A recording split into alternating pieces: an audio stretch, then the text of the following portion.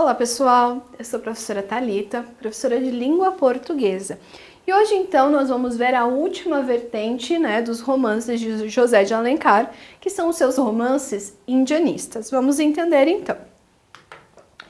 Nesses romances, o que se observa é a idealização do indígena e a descrição das magníficas paisagens naturais brasileiras.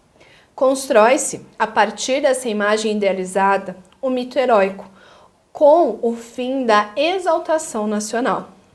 O Brasil exuberante e magnífico é mostrado a partir do indianismo.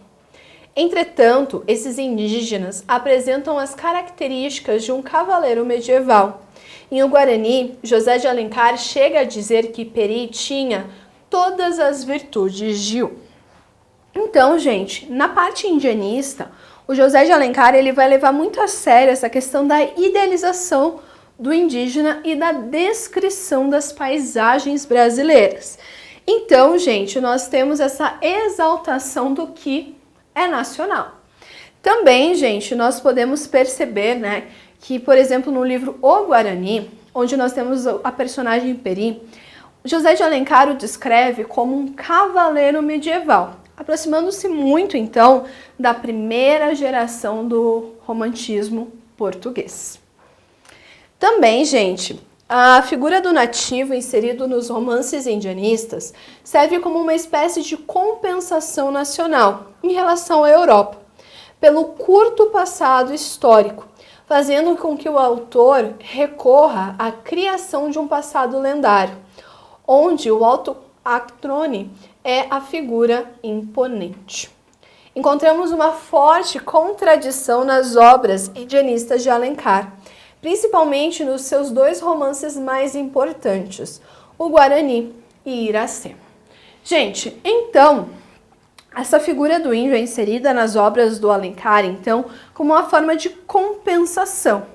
Justamente porque a Europa resgata a era medieval e nós aqui brasileiros, nós temos que voltar lá no bom selvagem. Então, gente, nós também vamos perceber uma forte contradição nos romances indianistas do Alencar, principalmente em O Guarani e Iracema. Então, gente, o indígena de Alencar somente é glorificado quando se submete à cultura branca, ou seja, só há valorização do nativo quando este perde sua identidade nacional. É o que acontece com Peri, quando chega a ser batizado, e como Iracema abandona sua tribo por Martim. Aqueles índios que não se entregam à cultura branca, os aimorés em O Guarani, por exemplo, são vistos como selvagens canibais, violentos e maus. Então vocês viram como é contraditório? Tem toda a construção heróica do nosso índio, mas ele só é glorificado dentro dessa cultura quando ele pega e se submete à cultura do branco. Então a gente percebe o quanto isso é contraditório. Então o Peri só é glorificado quando é batizado. A Iracema, quando abandona a sua tribo pelo Martim. Então, gente, nós percebemos que quem não faz isso é visto como canibal. Então, vamos falar especificamente sobre o romance Iracema, que é escrito em prosa poética e é a lenda do Ceará, terra natal do José de Alencar. Alencar celebra nesse texto o fictício nascimento do primeiro brasileiro, mistura das raças portuguesas e indígenas. Então aqui, gente, nós temos a lenda da criação do estado do Ceará, que é a terra natal, do José de Alencar. Então, gente, ele vai celebrar nesse livro o nascimento do brasileiro, que seria a mistura do indígena com o português. Então a gente tem aqui o trecho.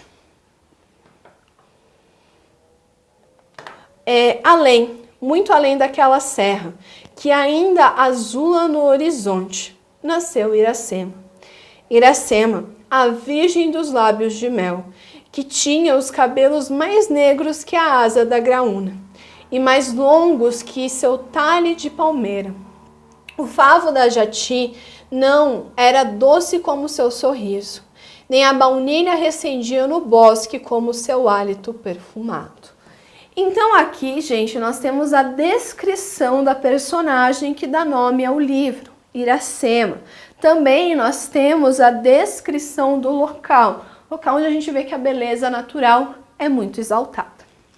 Então a Iracema, gente, a virgem dos lábios de mel, com os cabelos mais negros do que a asa da graúna, está se banhando em um rio.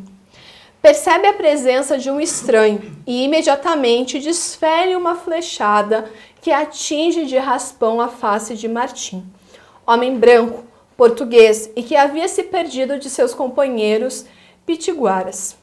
Pitiguara era a tribo inimiga dos Tabajara. Esta é a aliada dos franceses, aquela dos portugueses. Então a gente pode perceber que o início da história é com a Iracema, né, se banhando, descrita de forma muito bonita, né, a virgem dos lábios de mel, cabelo mais negro que a asa da graúna. Só que daí ela percebe que alguma coisa estranha está acontecendo. E nisso, gente, ela pega o seu arco e flecha e defere uma flechada. E essa flechada vai passar de raspão no rosto do Martim, que é o português. Então a gente descobre que o Martim, ele estava acompanhando a tribo que era inimiga da tribo de Iracema. Então, Araquém hospeda cordialmente Martim, mesmo sabendo que ele era português, e o deixa aos cuidados de Iracema. O nobre homem encanta-se pela Índia e a deseja, mas ela não podia ceder aos encantos e desejos que também sentia, pois era a virgem dos lábios de mel e detentora do segredo da jurema, planta da qual se extrai um líquido alucinógeno e que os índios, em noite de lua cheia, bebiam e revelavam seus segredos ao pajé. Então, gente, o Araquém, né, que é o cacique da tribo de Iracema, ele vai hospedar o Martim, mesmo sabendo que ele era português. E a Iracema fica então responsável por cuidar do hóspede. Só que ele, gente, acaba se encantando por Iracema e tinha o desejo, né? E tinha desejo por ela. Só que daí nós descobrimos que a Iracema, ela não podia ceder aos encantos do Martim. Por quê? Ela possuía, né, o segredo da jurema, que era uma planta, gente, alucinógena que os índios bebiam para contar, então, os seus segredos ao pajé. No outro dia, Irapuã, guerreiro tabajara, apaixonado por Iracema, ao saber da presença de um inimigo português, tenta matar Martim, mas é impedido por Iracema. A batalha entre os tabajaras e os pitiguaras acirra-se. Calbi, irmão de Iracema, guia Martim na floresta para ele fugir. Todavia, Irapurã, juntamente com outros guerreiros, havia preparado uma emboscada. E Irapuã exige que Calbi entregue Martim, atitude que ele se nega.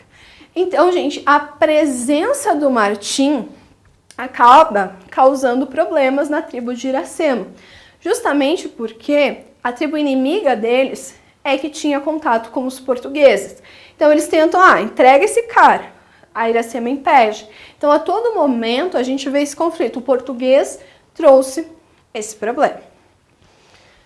Já protegido na oca, Martim e Iracema ficam juntos, o que provoca a cólera de Irapuã. Araquém invoca, então, Tupã, deus dos indígenas, e, pela abertura de uma fenda na terra, dentro da oca do pajé, emana a voz do deus, que afugenta momentaneamente os revoltosos. Na verdade, Alencar explica a suposta voz de Tupã. Era o som que o vento fazia quando passava pela gruta secreta de Araquém, que tinha em sua oca.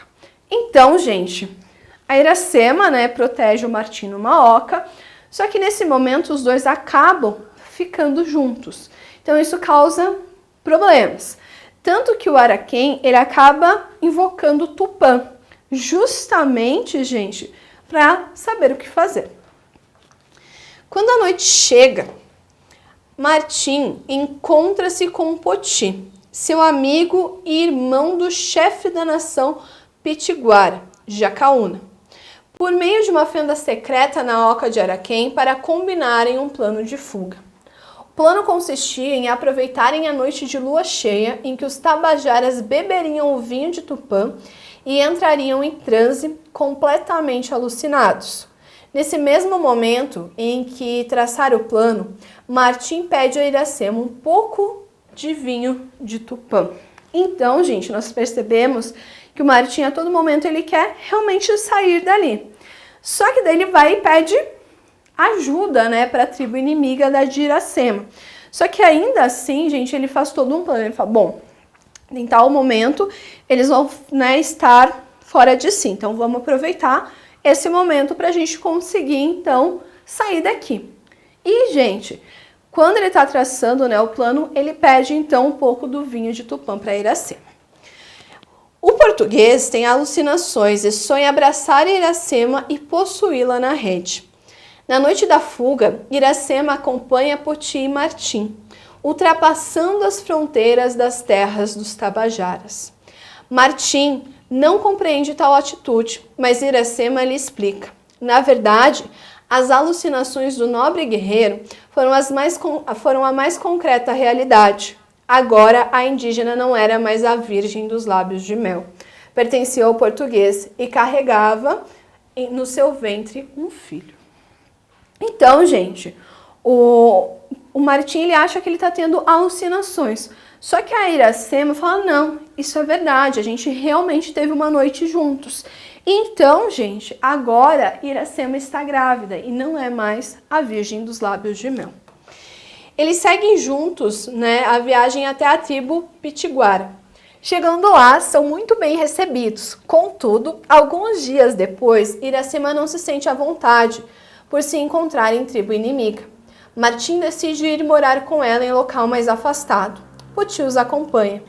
Iracema percebe que Martim está lhe dando menos atenção. Ele vai à guerra contra os franceses em auxílio dos potiguaras. Então, gente, nós percebemos, né, que a Iracema não está confortável em estar numa tribo inimiga. Então a gente fala, vamos nos afastar um pouco. Só que nesse afastamento deles, a Iracema percebe que o Martim não está dando mais tanta atenção para ela. E ainda, para compensar tudo isso, ele vai à guerra. Então, quando Mal retorna, já tem que partir para novo combate, juntamente com Poti. É nessa segunda ausência do marido que Iracema dá à luz a Moacir, que significa em tupi, o filho da dor. Solitária, fraca e com leite secando, Iracema resiste até a volta de Martim, morrendo em sua chegada e deixando-lhe o filho. Então, gente, nós percebemos que a Iracema ela fica muito sozinha, justamente porque o Martim ele sai muito, né, para essas batalhas.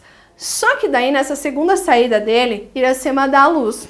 Ela suporta, então, até que o Martim volte, mas logo ela acaba morrendo. O português retorna à terra natal e 4 anos depois regressa ao Brasil e funda o Ceará, em companhia de Poti, batizado com o nome católico de Antônio Felipe Camarão. No dia da morte de Iracema, Arara, que sempre a acompanhava, subiu até a parte mais alta da palmeira em que Iracema foi enterrada por Martim e ficou a cantar, sem parar, o nome de sua dona. Daí provém a origem do nome Ceará, pois Ce vem do vocábulo tupi semo, que significa grito, canto, clamor, e Ará significa arara. Então a gente percebe, gente, que o Martim não se importou com a morte de Iracema. Então, gente, tanto que ele foi embora, seguiu a vida normal. Só que daí a gente tem algo muito importante aqui, que é o significado do nome Ceará, que seria grito da arara, tá? Então, o Martim, né, esse português, teria sido responsável, então, pela criação do estado. Tanto em Guarani quanto em Iracema, José de Alencar utiliza-se de algumas personagens que realmente existiram. É o caso de Dom Antônio de Maris, nobre português, fundador do Rio de Janeiro, no primeiro romance, e Martim e Poti, na segunda obra, sendo o português o real fundador do Ceará, e Poti, Antônio Felipe Camarão, homem de importância fundamental para o surgimento do Estado. Então a gente percebe, né, que esse fundo histórico aqui nos romances indígenas também é valorizado. Bom, gente, espero ter ajudado vocês em mais uma aula de língua portuguesa. Até a próxima!